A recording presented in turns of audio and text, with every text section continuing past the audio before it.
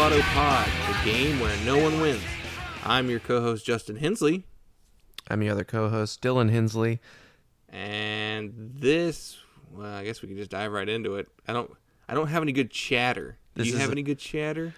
This is a normal episode. Yeah. Welcome back. Back to format. Is this the first one back to format? It is, isn't it? Yeah, it is. I hope you all enjoyed last week's Fest episode. A little inside baseball. We're recording this way in advance, so we haven't even done the Fest episode yet. So we'll hopefully there is a Fest episode. Yeah, and it's entertaining. So anyway, back. Wasn't that great? So now that we are back on format, we put in oh, that's right. I used to explain the years. We're out of practice on the regular episode. So in order to determine which year we're going to be discussing, we put in the years 1976 and 2018 into a number generator, and we wound up with the year 1979. And what we like to do with these is to take a look at what else came out in that year. So, going to rate your music, looking at the 1979 punk charts as rated by users in the United States. So 1979. Is that how that song goes? 1976. Oh, so they weren't talking about the post-punk band 999? All right, number one on the list. That joke did not fly. Nope, didn't land. Number one on the list is The fucking Clash, London Calling. Oh, I'm looking at the wrong charts. What are you I'm looking at the world charts. Number one on that one is... I'll leave it. We'll talk about it this way. Okay. Number one on the world charts is Unknown Pleasures by Joy Division. That's number two on the U.S. charts. Okay, so what's number three? Number three is Talking Heads, Fear of Music. Okay, there's some consistency. I'm kind of torn on that Fear of Music album. I mean, it's not my favorite, yet it's like the most critically acclaimed album. I don't know. I don't get it. I like Fear of Music a lot. I would put it pretty far up there. But no, More Songs is my favorite. Yeah, and I even love, Speaking in Tongues. That's the one with like the hits, like Burning Down the House, and that was like the big pop breakout album, I guess. Because Remain in Light has, Same as It Ever Was. Is that the name of that song? The song that doesn't fit on that record? Yeah. Yeah. The best song on the album? I like Born Under Punches. The first track. I mean, Remain in Light, it was in the middle of that, like, African rhythms thing that they were doing, which Fear of Music kind of started. Yeah, it's the last Eno record, isn't it? And it's the most Eno record. I don't know if have you ever watched this show Documentary Now? Yeah. Did you see the one where they made fun of Talking Heads? I didn't see that one, but I'm familiar with it. Like, I've heard about it. Yeah, there's one where they make fun of the that super famous Talking Heads concert film. What is it? Once in a Lifetime? Is that what it's called? Maybe, I'm not sure. But in it, they're like making fun of that concert, and then at one point they talk about doing like Tibetan monks or something, like playing bells on some of their albums, and then like they come out and they play the songs with them. Yeah. And Bill Hader's character was like, "Yeah, I wasn't a big fan of that era of the band." Just talking about. Are you talking? I'd like to. The Talking Heads documentary concert film, or whatever, is Stop Making Sense. Yeah. The Jonathan Demme. Yeah, because they do have like I don't know, it's like a lot of bongos and stuff come out at one point in that. I can't remember, but yeah, it's not my least favorite era of Talking Heads, but there's good stuff on it. Number 4 is Gang of Four. How fitting. Gang of Four. Yeah, Entertainment. It's a really good one. Let's see. Wire is number 5 with 154. That one I don't know. I don't either. Yeah. There's Machine Gun Etiquette by The Damned, number 6. See, this is where the international charts differ again. It's Metal Box by Pill. That kind of makes sense. I imagine the English would like that album more than Machine Gun Etiquette. Yeah. This is not a love song. Is that on that record? I don't know. It's the only Pill song I know. I've never listened to a full Pill album. Then there's Stiff Little Fingers and Flammable Material, which is one of my favorite British punk albums. Though they're not British, they're Irish. But they're Irish. You know what I mean. United Kingdom punk. But actually, they're Northern Irish, so they're not... They're not in the UK either. Well, right? Northern Ireland is in the UK. They're not Great Britain. Well, I don't know. I don't know my geography very well. There's Ireland and then there's Northern Ireland, and Northern Ireland is the part that's in the UK, and that's where like all the terrorism. The terrorism. I don't want to call it terrorism because I don't. That's true. That is the narrative that the English put on. Yeah, I mean, some of it certainly does qualify as terrorism. I mean, I don't know. Nail bombs in civilian squares. I mean, yeah. I don't know. For political purposes. Yeah. It's where like the IRA and stuff kind of works out of. And Stiff Little Fingers are from Belfast, which is right there in Northern Ireland. And Ireland itself is an independent country. Yeah. I remember reading, like, watching a difference between, like, this is what England is, this is what Great Britain is, and this is what United Kingdom is, like, the difference between them. Mm-hmm. I can't remember. I still want to say Ireland is, like, considered part of the United Kingdom, but it's not part of Great Britain. I don't know. One of them is just the island itself, and that includes, Scotland, too? I don't know. Yeah. I mean, Scotland is part of the UK. Yeah. British politics. Let's see how uninformed we are about British politics so that we can talk about British punk bands from 1979. Just get that up front. What else is on here? There's XTC, Drums and Wires. What's on that XTC record? I've never listened to any XTC records. I like XTC. I don't know if I do or not. I don't know any of these song titles off the top of my head, so I know I've heard stuff from this record and enjoyed it, but it doesn't have my favorite stuff that I've heard. They're from Swindon. It's actually one of their higher rated albums. Like Drums and Wires, Black Sea, and English Settlement are like their highest. Yeah. Oh, until you get up to 98. Oh, that's just a collection of stuff. Number 10 is The Slits. Their album Cut. Who is Contortions? How are they number 11? The international charts, number 11 is The Fall, live at the Witch Trials. Of course. And then... Wow, The Fall doesn't show up until 17 on the U.S. charts. Yeah. They're not as popular here, for sure. Got Buzzcocks, Different Kind of Tension. That's interesting. That's down at 15 on the international charts. And what's your 12? Number 12 is the Undertones self-titled album. That's 13 here. Mm-hmm. Let's see, anything else notable? There's Crass, Feeding a 5,000. The Three Imaginary Boys by The Cure came out in 79. That's like that's the first Cure album. Maybe. Yeah. There's a Devo, Duty Now for the Future. Yep. I don't. What's that one?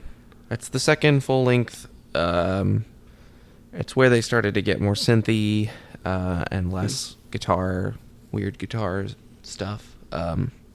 That's where they started to turn into the Devo that you know. Yeah. There's the Germs, GI. Anything? See, there's a magazine record on here. There's Patti Smith Group's Wave. The Incredible Shrinking Dickies. And Dawn of the Dickies. Yeah, there's two Dickies albums. Here comes the UK subs. Another Kind of Blues. Pure Ubu. Yeah. Yeah, Pure Ubu.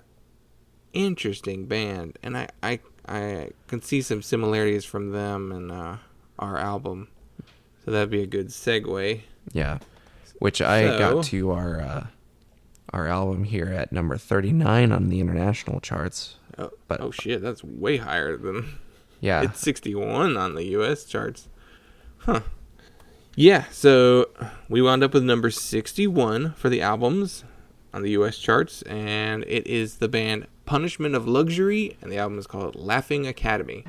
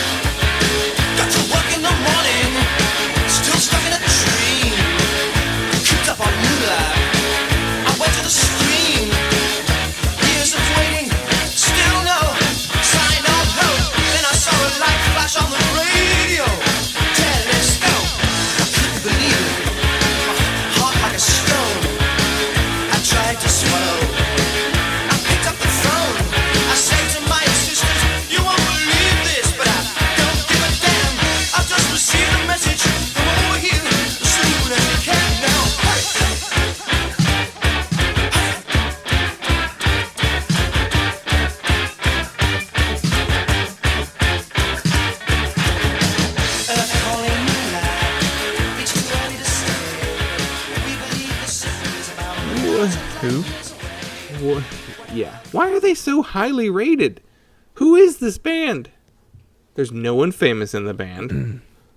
They didn't record with anybody very famous. They did a Peel session. That's the most notable thing, honestly. Mm-hmm.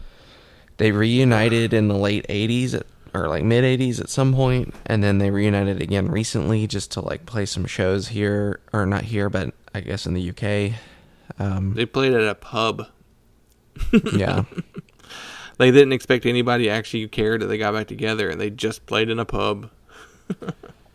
And apparently, like, it sold out, and like people were scalping tickets on like eBay or something. It's weird. They wound up putting out a new album in 2012. Oh, really? Yeah. I didn't see that. Oh, huh. Interesting. So when I look at the charts again, it's actually moved up from 61 to 58. So someone's been rating this album since since we originally pulled the numbers. That's funny. Well, it shows up at 58 on the... It shows up in 2 places on the international charts. 2 places? So for some reason, there's 2 versions of it showing up. That is weird. Seems like an error. What do you think of this thing? I just saw this album shows up on, or this band shows up on a list called "Hey, This Isn't Devo." That kind of sums up what I thought about this album. Hey, this isn't Devo. That's what I thought too. Like, I was like, this reminds me of early Devo before like the synths go crazy. Yeah, this is very much sounds like it was wanting to sound like "Are We Not Men" by Devo. Yeah, I feel like there's a little Pure Ubu in there with like the art punk tendencies. Definitely a little bit of Wire. Yeah.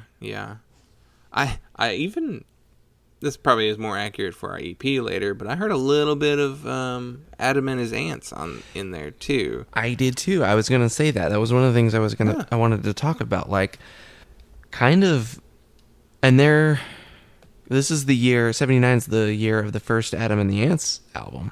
Mm-hmm. Yeah. Dirk Wears White Socks. Yeah.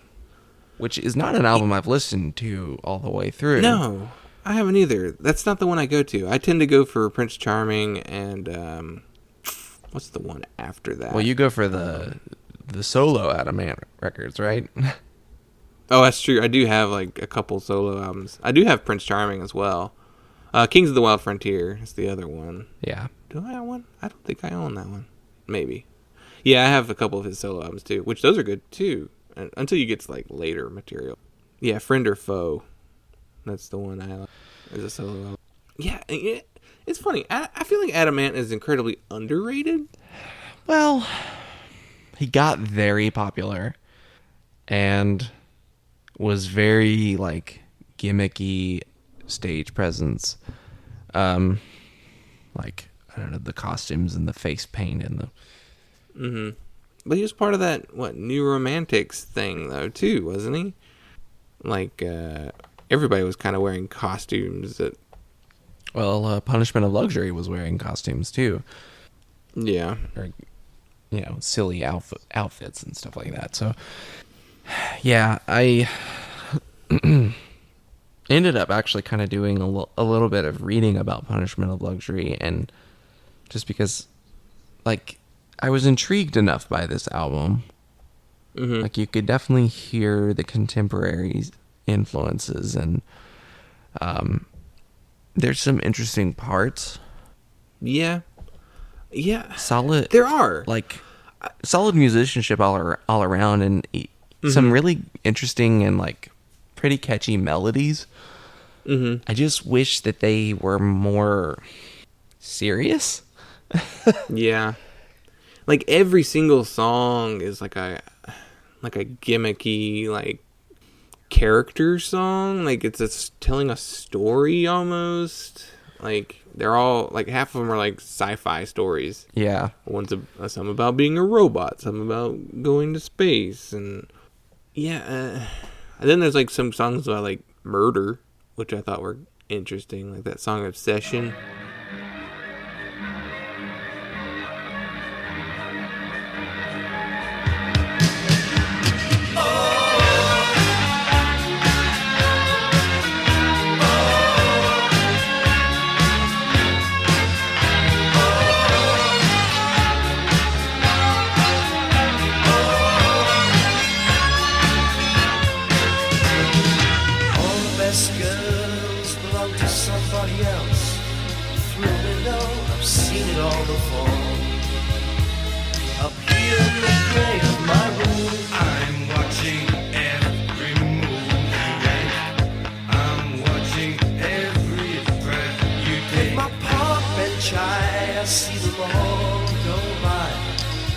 Imagining so much more. All through the day till the moon comes. Watching every move you make. Clock watching, passing you by. When nothing is you. We're punching your way. I must be strong. When nothing is you. We know I'm talking. And you know what to say. Now the day's died. It's time to slip outside. I watch a girl say goodbye. Which is about stalker who, kills his object of desire, and then by the end of it, he like doesn't even believe that she's dead. Like, he's just delusional. Like, it's an interesting concept for a song, but it's also a story. I have a hard time with story songs. There's not as much replay value in them for me. Like, yeah. This the history of the band on Wikipedia does really sum up. From a background working in left-wing English fringe theater groups. Yeah, I found their name too. It was the Mad Bongo Theater Group. Oh, jeez. Yeah. Which reminds me, because Oingo Boingo got their start as like a performance art group too. Like, they were like, I can't remember. They had a longer name too, but it was Knights of Oingo Boingo something. And there are similarities there. Yeah. With Punishment of Luxury, or Punilux, or Punilux. I don't know how you pronounce it when it's been shortened like that. Yeah. Once again, I'd rather listen to Oingo Boingo. Yeah. Out of all the bands we've compared them to, I'd rather be listening to them. Yeah. They got compared to XTC a lot. And I guess I hear it, but I don't know.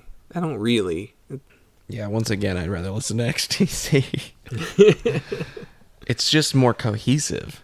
Like, for doing kind of similar things, like all of the other more popular, better known bands that we've compared them to, like, they're just more cohesive. They're more unified in terms of what they're doing. Like, this record, it's a little all over the place, and then it's just like the vocal performance doesn't really bring it all together. It's not as strong as it could be. Except, like, there's a song, it's one of the bonus tracks, and it was on one of their EPs. It was called Secrets. That should have been on this album, because that song is actually really good. And, like, it has a strong vocal part and a lot of harmonies. Like, it felt like that one could have been a hit song. I mean, I don't know if it was in the UK or not, but it was a single. I know that, but it seems like it could have been a crossover hit in the States if it just had the right, push behind it.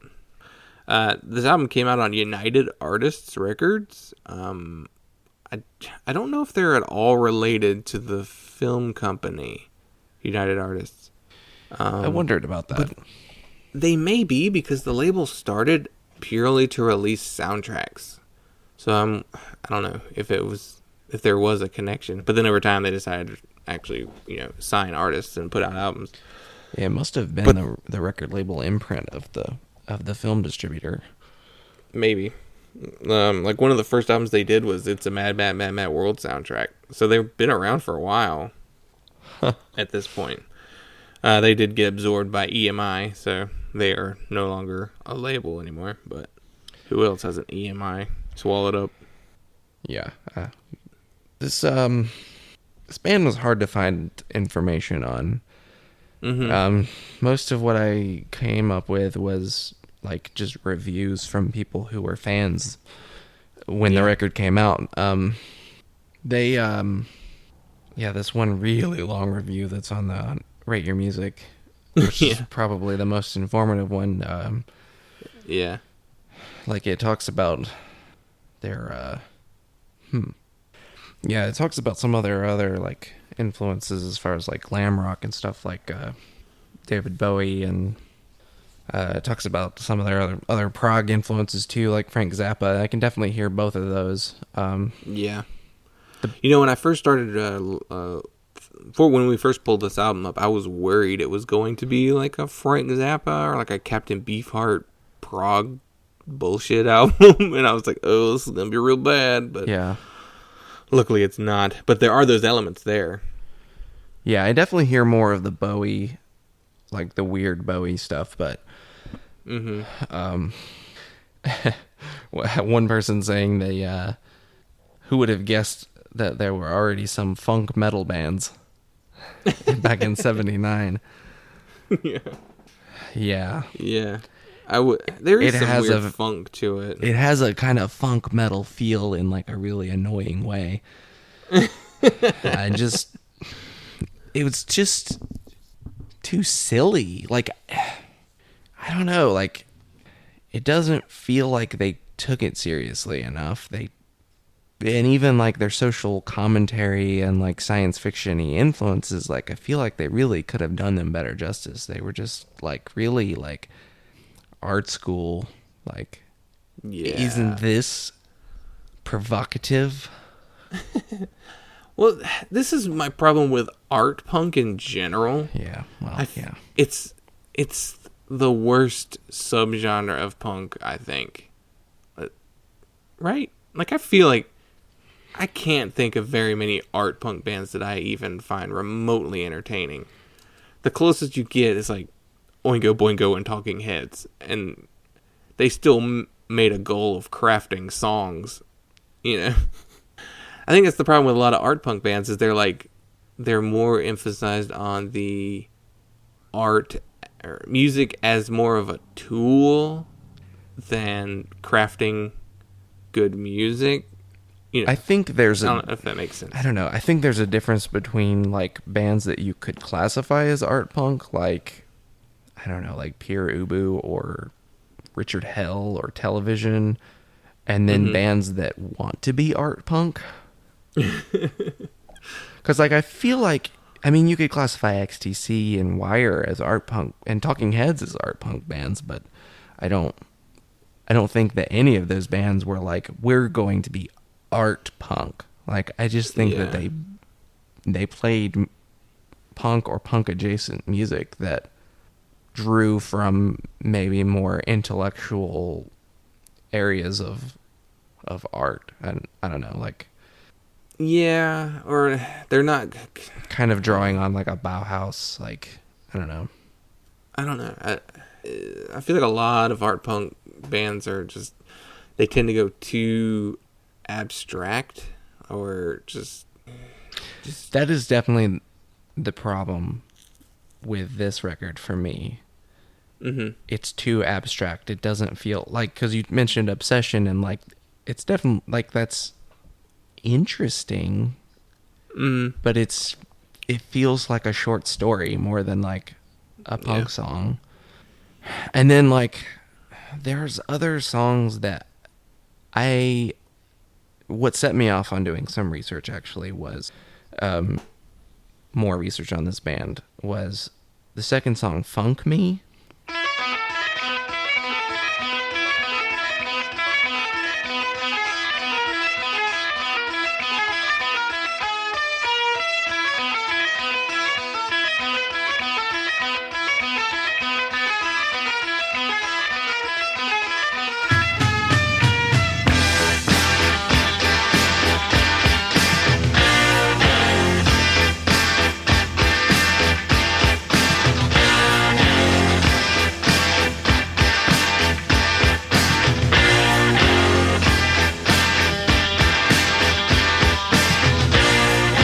You suck all my power. Oh, electricity. Let me every hour. Every hour like a clock. Tick tock. I'm my cuckoo, I'm a demon. Oh, give my heart a chance. Are you reptile? Am I dreaming? I'll watch your love.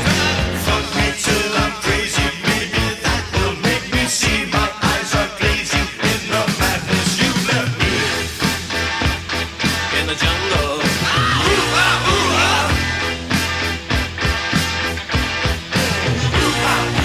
This disco spell danger. I am no ranger. Which is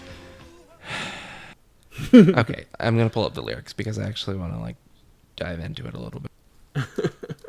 While you're looking that up, I'll say what I think it's about and what I've seen interpretations of.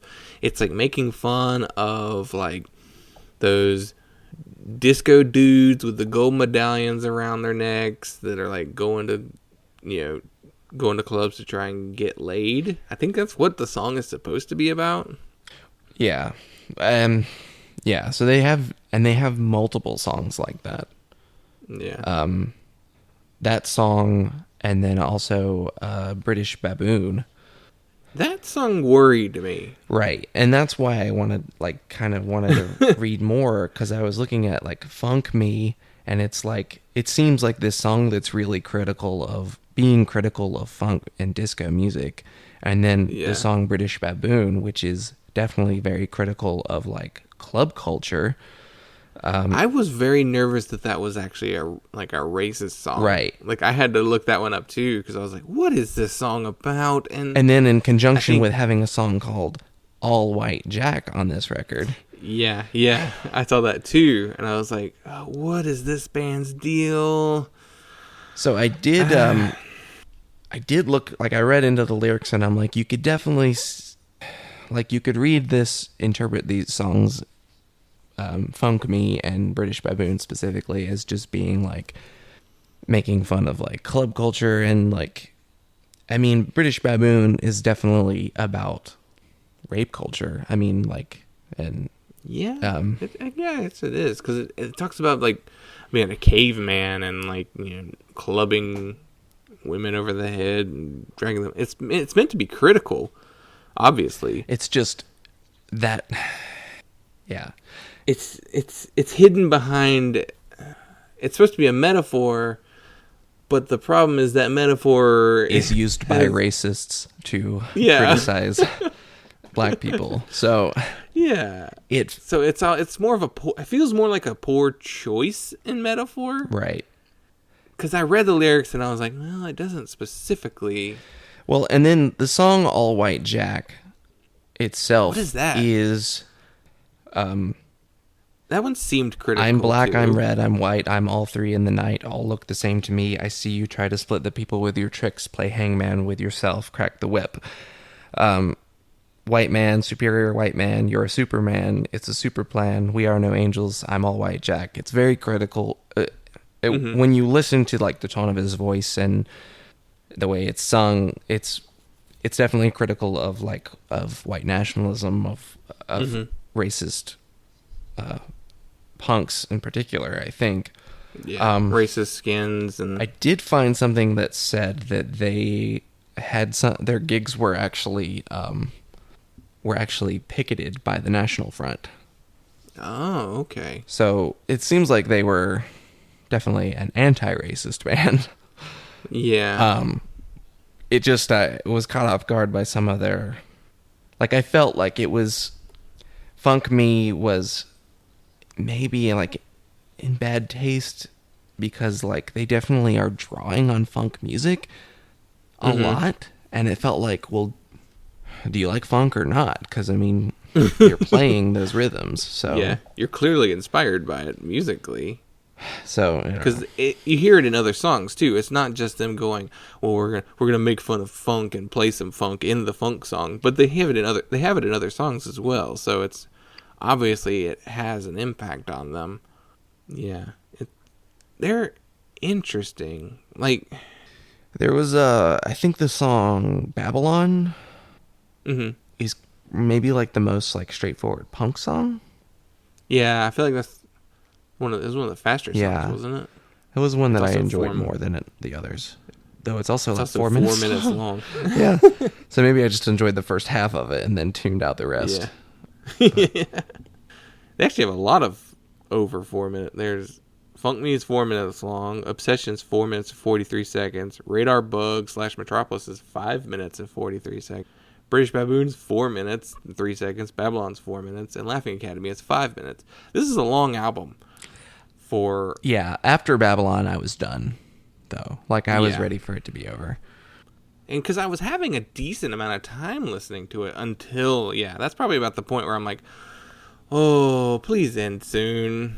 I mean, it's always a bad sign when you're wanting an album to be over with. Yeah. And I definitely it's a 41-minute record. It's really not that long. I mean, by punk standard, it's long, but it just feels really long. Yeah. Because it does by the time they get long. to, halfway through the B-side, you're like, they've clearly done everything that they're going to do. Yeah. Yeah. Which is strange because, like I said, if you go look at some of the bonus tracks, there's some good stuff there that I wished was actually album material. Like the song Secrets was great. And then I think the song Brain Bomb is really entertaining. It's like a faster song too. And then also Baby Don't Jump, I think, was another like a solid pop song. Though there are there's one of the worst songs they have is on that bonus track. So number 15, Jellyfish. Ugh.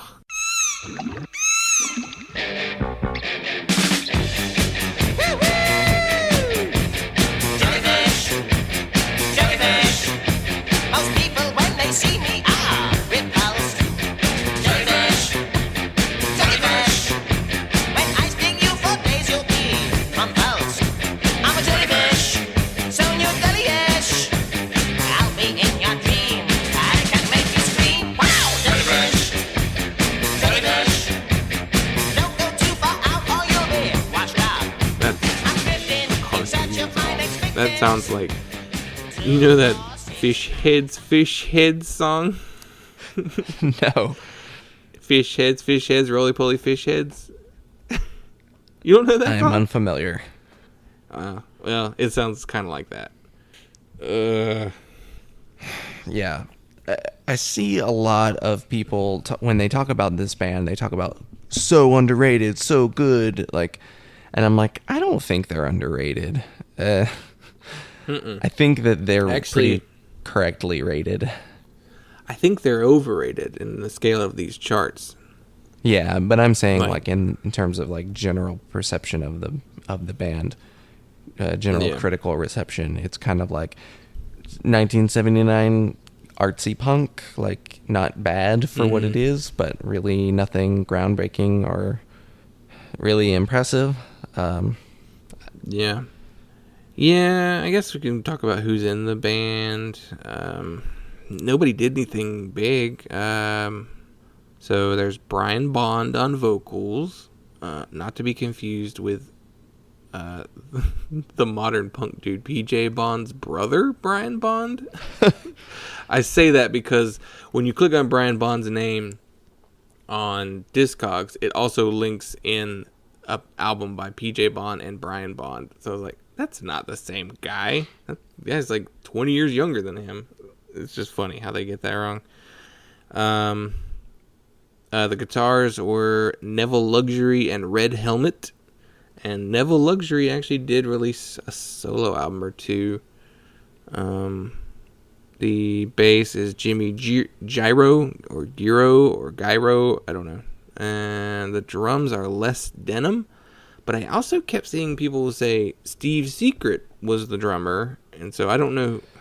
If you look at Discogs, it says Les Denham is the one on the album. So I don't know if the Steve Secret guy was the live drummer or whatever. And most interestingly, this album was produced by Mike Howlett. Who it looks like Steve Secret was replaced on drums. And I think whoever replaced Steve Secret, Les Denham, I guess, is who actually played on the album. Yeah. Yeah. The album was produced by Mike Howlett, who played in the band Gong. Huh. And the band Strontium 90. And do you know who that band is? Because I didn't. I had to look this up. No. That band went on to become The Police. Oh. But without Mike Howlett. Right. Because I didn't think Mike Howlett was a band. member of The Police. That didn't sound familiar. Stuart Copeland and Sting and the other guy. Adam something, I think. Yeah, it's just funny because it's like, I guess I'm going to leave the band now and start a producing career. And oh, what? You turned into The Strontium Police? 90 isn't going anywhere. But, I mean, not to talk shit about this dude, because he did actually produce albums by Flock of Seagulls, Thompson Twins, Gang of Four, Berlin, and Orchestra Maneuvers in the Dark, who weirdly have an album called Punishment of Luxury. Did he produce that album? I don't think so. No, he didn't. Yeah, I kept seeing that album come up. That's really... Because if you try and... Yeah, if you just put in that album title, that album comes up. Which... The name is drawn from the name of a painting? Mm-hmm. Yeah, it's called Punishment of Luxury, and it's by Giovanni Segantini. I don't know. Which it's a interesting looking painting. Yeah, I looked it up. Did you know it's also that's not the original name of that painting? I did read that the name was originally The Punishment of Lust, which was, it was called The Punishment of Luxury because by the gallery. They changed the name of it because it thought lust was too provocative or something. But Punishment of Luxury is too vague, so I don't... Yeah, I mean, when you look at the painting, the name Punishment of Lust makes way more sense. Yeah. It was an interesting painting. It made me want to look more at that artist, but I didn't, so obviously not that much. Let's see. Yeah, so when EMI purchased United Artists, Punishment of Luxury was working on another album, and EMI dropped the band and shelved the record. So they were like, nah, we don't want this, because I guess it wasn't a huge hit financially. They released a few more albums, but they broke up before the end of the 80s. Yeah. But yeah, then they reformed in 2007 and released a new album in 2012, and I guess they still play occasionally. I'm not sure. Yeah, I don't know. I dig the album cover. It looks cool. Yeah, it is a cool album cover. I don't think that the album actually lives up to it, though. No. This is definitely the kind of album that I would be really interested in if I saw it. Like, if I saw it in a record store, I would be like, what's this? And I would probably go listen to it on the turntable, but yeah, I wouldn't buy it. It's definitely one of those albums, you pick it up, you take it to the turntable, you put it on, you skip around on it, and you're like, nah, and you put it back. I've done that many a time. I'm always interested. I'm always really curious about like, I wish I could buy records that I just thought looked cool. Mm-hmm. And, like, because when we were just back in, we were in LA last week, like, we were in this bookstore downtown, and I was looking through their vinyl selection, and, like, I kept picking up stuff that I'm like, that looks interesting, and it's, like, cheap. So I'm like, should I buy it? But I'm like, I can't buy a record just for the album cover. No, this isn't 2000 when you didn't have a way to listen to music. Yeah. You knew the radio single and you knew the band was. Yeah.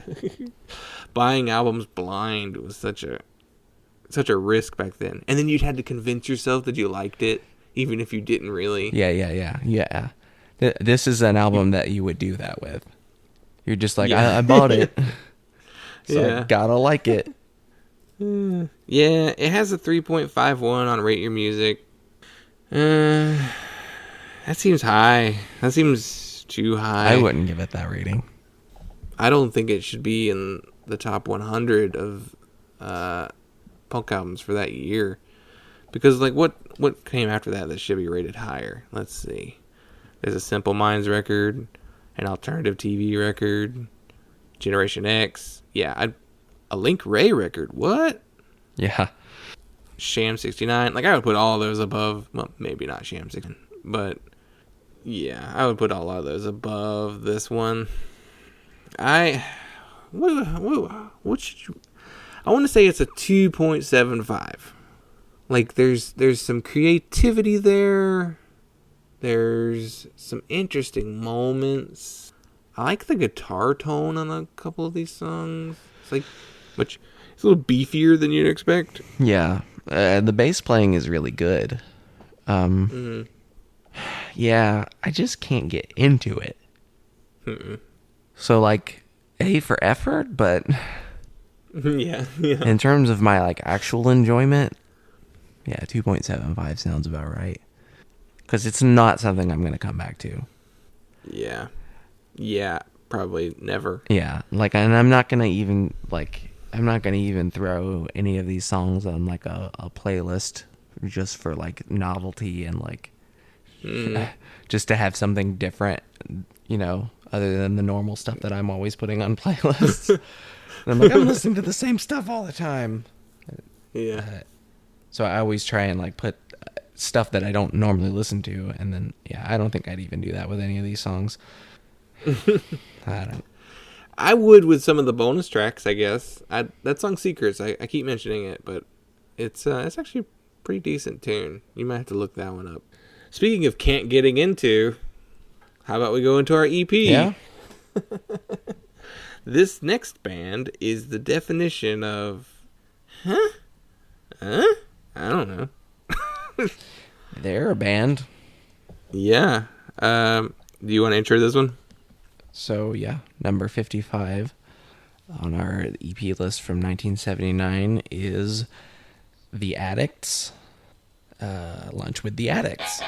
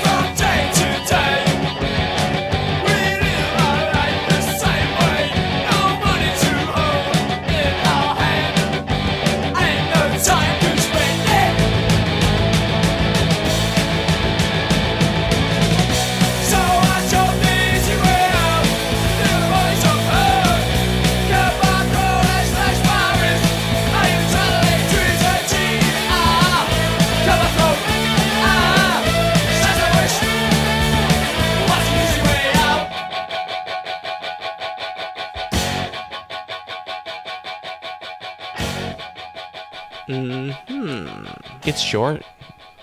It's 8 minutes long. It's got some good parts. Oh, yeah.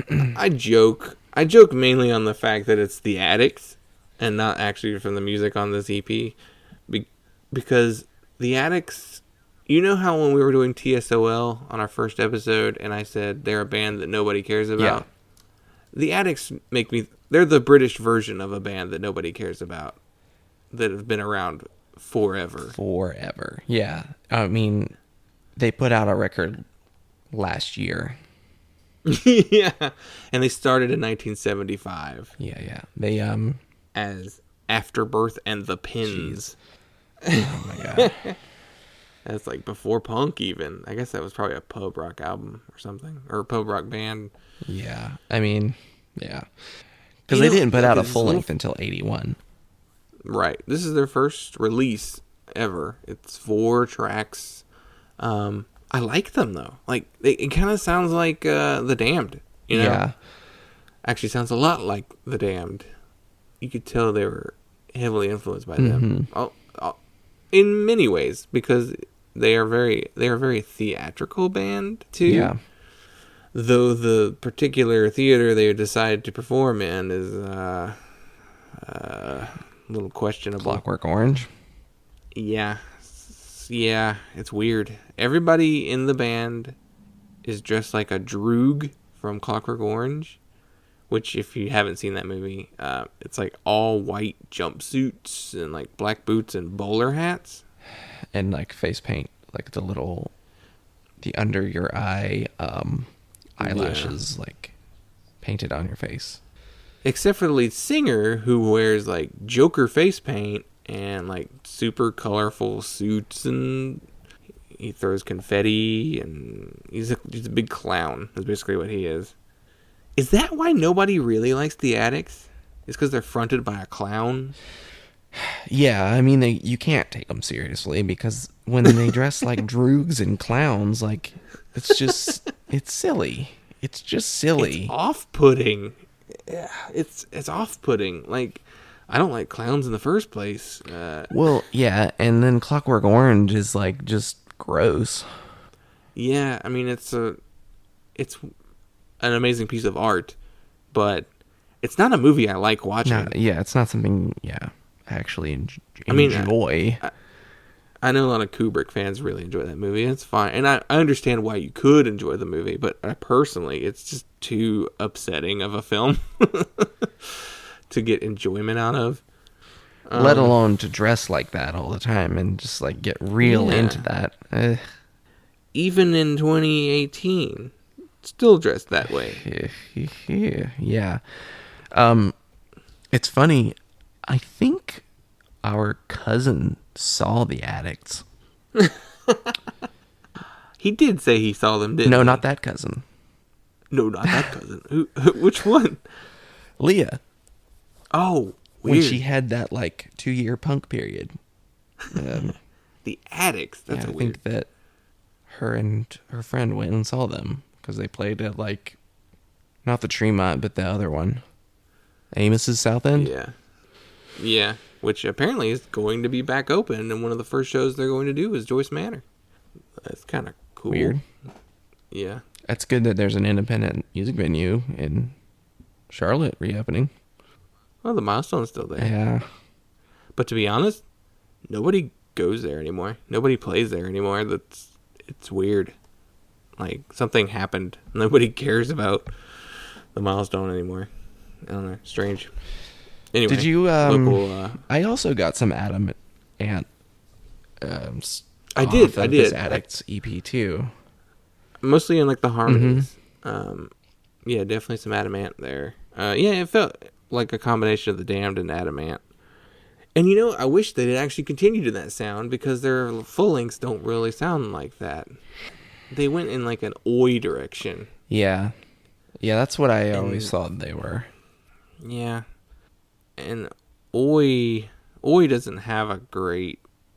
Oi bands don't do well in the States, I guess it's the best way to put it. Well, they're not very good generally, so. No, most are not. And then there's also being tied in with the skinhead culture, and it's I guess part of it is too because there's so many Nazi oi bands that everybody's like, I don't want to take the gamble. I don't want to take the risk of accidentally seeing a Nazi band. Yeah, I don't want to research. Is this oi band a non-racist skin or a Nazi skin? Yeah, and then you have to like parse their lyrics for like, are they covert? Are there like dog whistles in here, or are they coding? I'm just gonna avoid all oi and skinhead related music that isn't like ska, and like the bands that I know are definitely not racist.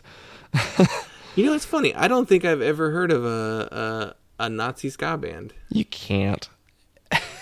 I mean, you can't play ska and be a Nazi. Yeah, it's just too happy. So derivative. And it's so it's so deeply rooted in Jamaican music. Not Cuban, but Caribbean music. Yeah. That's true. There's a little bit of Cuban influence too as well. That's what ska and reggae is. There's a lot of skinheads in reggae and ska. I didn't think of that too. That's funny. I've never made that connection. Yeah, well, I mean that's where skinheads come from. I mean we're reenacting like a hard times headline right now. It's impossible to be a non-racist skinhead and not it's impossible to talk about third wave or original ska and not talk about how skinheads weren't originally racist. I think that's the headline. Yeah, I mean it comes from reggae and rocksteady. Mm-hmm. Yeah, I pulled up the EP list for 1979 as well, and like just to see if there was like something similar going on. And it feels like punk in 79 was moving away from what the Addicts were just starting to do. So like if you look at the EPs around this time, you've got number one is the Cramps' Greatest Hits, which throw a callback to our Halloween episode. Yeah. And number two is the Misfits' Horror Business. There's a Clash EP. There's a Killing Joke EP. U2 has like an EP.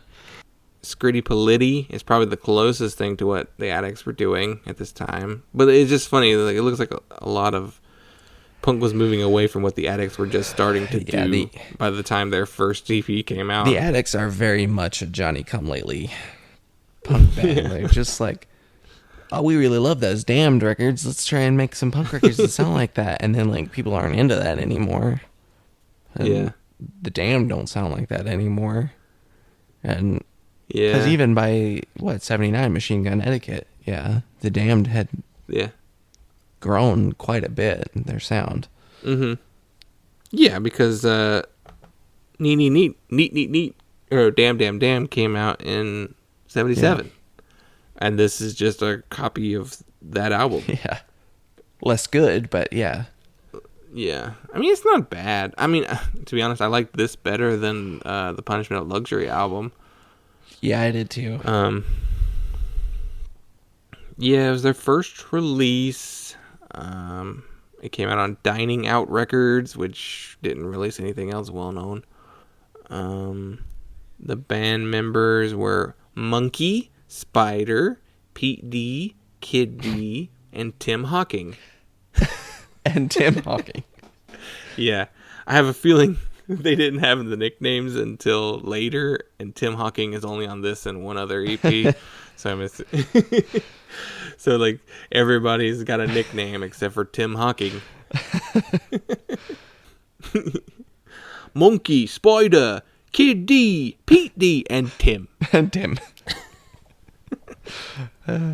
Or Tim weird, just was like, I don't want a fucking nickname. I don't want any fucking nicknames. That's why he left. He just wasn't into like the nicknames and like costumes. The costumes. Yeah, if you look at the lineup, pretty much the bass player has constantly been like a rotating, like there's always been somebody different playing bass for them, but the rest of the lineup stayed the exact same up until 2007 when Spider left the band. But the rest of them, like Kid D and Pete D and Monkey, are still in the band today. They've been there since 75. Did you know they just got signed to Nuclear Blast Records? Yeah, well, I saw that album was put out that last year. Yeah, well, last year they were signed. It's like, what? Why? Why would you put them on that label, too? I think Nuclear Blast is just anything that will sell enough copies. Yeah. Will the Addicts sell enough copies? And they don't have to invest much into it, I'm sure. Who's buying Addicts CDs in 2017? Because they're buying CDs. That's the that's the Addicts market. Not vinyl collectors. It's still CD collectors. People who have been buying Addicts records since the 1981. Yeah. It's just like, I liked that one record, so I'll just keep buying everything they put out. I didn't realize they had signed to a major and changed their name to ADX, Addicts. Why? Because the label thought that it was too, because it implied heroin use. So they were, they made them change it. Why did they even get signed to a major label? It was like the mid-'80s, too. It's like, what? Why? Also, you're still calling them the Addicts. You're just not spelling it. That's the well, and their name isn't even, it's not even, the word isn't even spelled right. That's right. There's not enough letters. Yeah. It's weird. That's around the same time that the Damned got signed to MCA. It's like the majors were like real late to punk in 77, except EMI, who had Sex Pistols? Yeah. Yeah. Well, it's just the thing that major labels do. They always sign up punk bands way too late. It's just like, no one... Green Day's a hit. Let's sign Sam I Am. Yeah. What? They don't even sound remotely the same. Yeah, but they're from Berkeley. Yeah. The Addicts, man. Yeah, I don't have much to say about the Addicts other than, my general confusion about them as a band and their longevity. I'm just... Because they have to have stayed popular enough to keep going. Because, like, at some point, if they're not...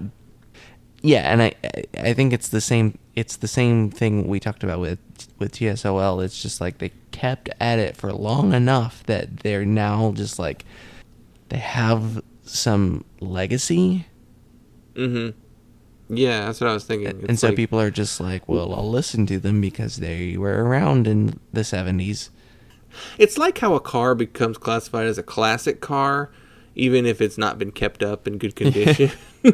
Just once it passes that threshold of, well, you made it this long. Well, and you're a classic now. More like a model of car that wasn't popular then, but like someone just kept it going for a really long time. That it's just like one of the few survivors of that model car. You're just like, well, most of these just got crushed in junkyards. So. I'm curious, at what point do you think they switched over from being an also ran to being a legend? Because it'd have to be the 90s. Like mid-90s, maybe? Yeah. Like it just ticked over. It just when there was no one else good still going from the 70s. Like X. But even X was slowing down. Yeah, they took a hiatus in the 90s.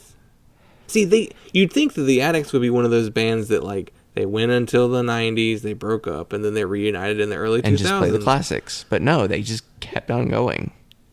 Yeah. So weird. And with no major lineup changes. So strange. Because at least, TSOL, like, turned into a completely different band. Yeah. By the mid-80s. Yeah. It's strange.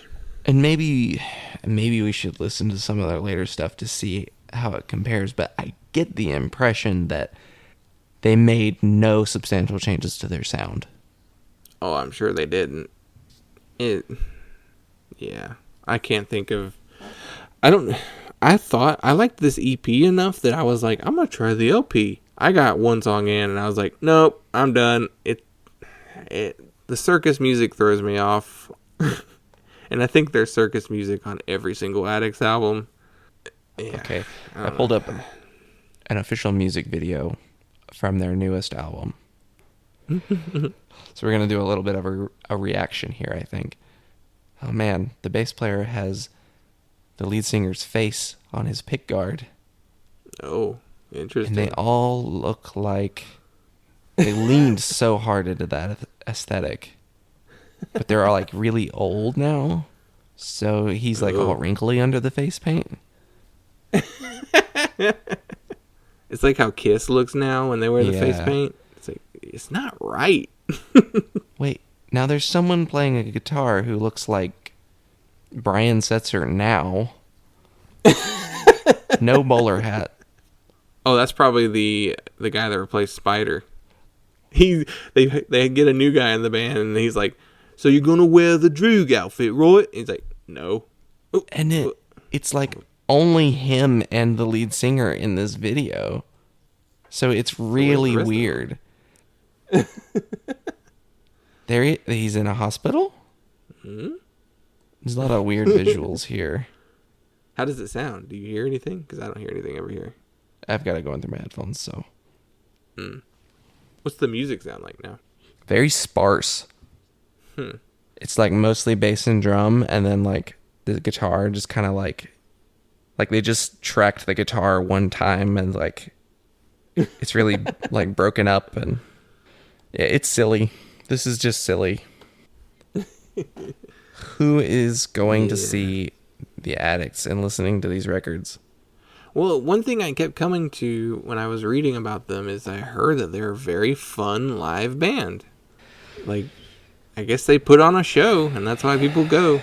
Yeah, it can't be that fun. They just wear costumes and he dances around. It's not that fun. He throws confetti. Yeah, I guess. Maybe he's really funny. Maybe. I hope so. Yeah, it's like the Harlem Globetrotters of punk music. Yeah. You don't go for the actual basketball playing. You go for the tricks. Oh, he's going to throw the bucket of water. But it's not actually water. It's just confetti. Yeah, I don't like clown shit, so I'm not into it. Well, I'd give this EP a 3.0. Yeah, same. It's fine. I enjoyed it more than I expected to. Yeah. And I enjoyed it more than the album, so that we talked about today. So yeah. It's a comparative, I guess. I bet if you listen to it on its own, you may not rate it as highly. I don't know. Well, I guess that does it for these episodes. These episodes. So next week, we are going to be doing the year 1995, which I'm very happy to do. Though the last time we did an episode from the 90s, it was Sam I Am, and that is still our least listened to episode. Come on. Yeah, I don't know why nobody wants to listen to Sam I Am. Listen to us talk about them. So we got the year 1995, and why don't you tell us what the album is? So we drew number 9 from 1995, and I am really annoyed that we didn't get either of the records on either side of this album. But we're going to talk about Unwound, The Future of What? What? And what? We could have talked about number 10, Unsane, Scattered, Smothered, and Covered, or number 8, one of my personal favorites, Jawbreaker, Dear You. God damn it. So close. So close to Jawbreaker, Dear You. Too bad this isn't Horseshoes. Well, I pulled up number 117 on the EP list, and we got Honeywell, and the EP is Electric Kool-Aid. That one is on YouTube. It's not on Spotify, but the Unwound is on Spotify. I'm happy to talk about Honeywell though. They were like one of those good screamo bands from the 90s. So Yeah. And I think there will be plenty to talk about when we talk about this on Wild Record. I'm just like, we could have had Jawbreaker. Yeah. Sounds like the fest this year. Could have had Jawbreaker. Right. Why didn't we get Jawbreaker? Well, anyway. It's yeah, so that'll do it for this show. You can follow us on Twitter and Instagram at punklautopod. We have an email address. It's punklautopod@gmail.com. Our website is punklautopod.simplecast.fm. And anything I missed? Please rate, review, and subscribe. Though we have a consistent base downloading us every week now, which is pretty cool. I'm happy to see it's roughly the same numbers every week, but it's cool to see the same amount of numbers, or you didn't go down. You don't have less downloads, Yeah. So that's much appreciated. Yeah. Well, cool. What kind of clip from a movie or TV show should I play to go out on this episode? Anything clown related? Is there like a Simpsons Clockwork Orange quote? Oh, there is, actually.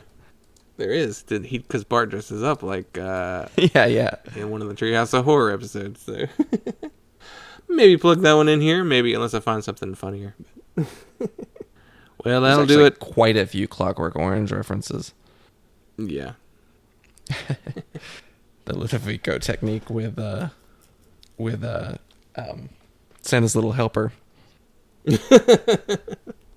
Well, yeah. Did we win? I'm gonna say no.